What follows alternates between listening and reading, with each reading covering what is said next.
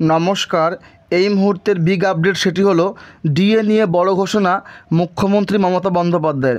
অর্থাৎ 4% DA April মাসে কিন্তু দেওয়া শুরু হয়ে গেছে এবং সবার অ্যাকাউন্টে কিন্তু টাকা ঢুকছে এরিয়ার হিসেবে। তো প্রাইমারি শিক্ষকদের জন্য খুশির খবর, বিষয়টি দেখে নাও।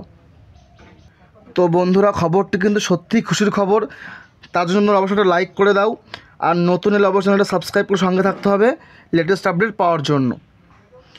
তো দেখো ওখানে কী বলা হয়েছে, এখানে যেটা মেনলি বলা হয়েছে সেটি হলো মহার্ঘ ভাতা অর্থাৎ ডিএ নিয়ে বড় ঘোষণা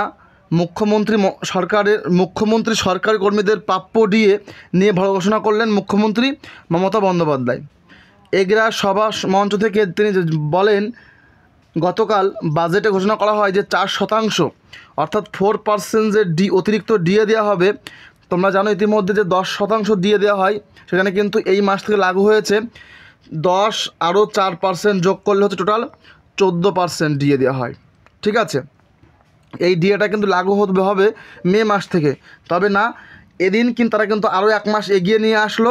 মুখ্যমন্ত্রী ফাইন্যান্স কমিশনকে জানিয়ে সে কিন্তু অফিসিয়াল অর্ডার কপি বার করে নিয়ে এসছে, এবং যে 4% ডিএ যা মে মাস থেকে শুরু হওয়ার কথা ছিল, সেটি কিন্তু তা কর্মীরা হাতে পেতেন 1 জুনে অর্থাৎ 1/6/2024।